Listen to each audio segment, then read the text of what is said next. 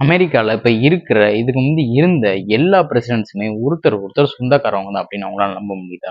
ஒரு பிரசிடென்ட்ட தவிர மத்த எல்லாருமே பார்த்தீங்க அப்படின்னா, இந்த 22 ஃபேமிலிக்குள்ள தான் வர்றாங்க அப்படின்னு சொல்றாங்க. இந்த ரிசர்ச்ச யார் பண்ணாங்க அப்படின்னா, பிரிட்ஜ் ஆன்னே அப்படின்னு ஒரு 12 வயசு பொண்ணு தான் பார்த்தீங்கன்னா, இந்த ரிசர்ச் வந்து பண்ணியிருக்காங்க. இந்த ரிசர்ச் பண்ணி அவங்க கண்டுபிடிச்சது என்ன அப்படின்னா, கிட்டத்தட்ட 1215ல ஜான் லேக்லேண்ட் அப்படின்னு சொல்லிட்டு ஒரு கிங் இருந்திருக்காரு. அந்த கிங்கோட வம்சாவழியில தான் அவங்க எல்லாருமே வர்றாங்க அப்படிங்கிறத வந்து இவங்க கண்டுபிடிச்சிருக்காங்க. இதே மத்தவங்களுக்கெல்லாம் தெரியல. இவங்க மட்டும் இத எப்படி கண்டுபிடிச்சாங்க அப்படின்னா, மத்தவங்களால அத கண்டுபிடிக்க முடியாத காரணம் என்ன அப்படின்னா, எல்லாருமே பார்த்தீங்கன்னா, ஆண்கள் வழியில வர ரிலேஷன்ஸ தான் வந்து மெயினா வந்து பார்ப்போம். ஆனா வந்து இவங்க பெண்கள் வர ரிலேஷன்ஸையும் பார்த்தீங்க அப்படின்னா, இவங்க வந்து மேட்ச் பண்ணியிருக்காங்க. அப்படி மேட்ச் பண்ணி பார்க்கும்போது உங்களுக்கு என்ன கிடைச்சுச்சு அப்படின்னா, இவங்க எல்லாருமே பார்த்தீங்க அப்படின்னா, ஒரே குடும்பத்துக்குள்ள தான் வர்றாங்க. இந்த ஜான் லேக்லேண்ட் அப்படிங்கிற கிங்கோட வம்சாவழியில தான் அவங்க வர்றாங்க.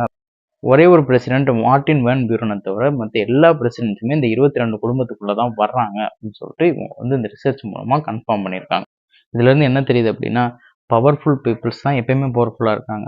சாதாரண ஒருத்தரால பவர்ஃபுல்லான ஆவுறது அப்படிங்கிறது அவ்வளோ சாதாரண விஷயம் கிடையாது அப்படின்னு சொல்லிட்டு நமக்கு தெரியுது. இத பத்தி நீங்க என்ன நினைக்கிறீங்க அப்படின்னு சொல்லிட்டு கமெண்ட்ல சொல்லுங்க.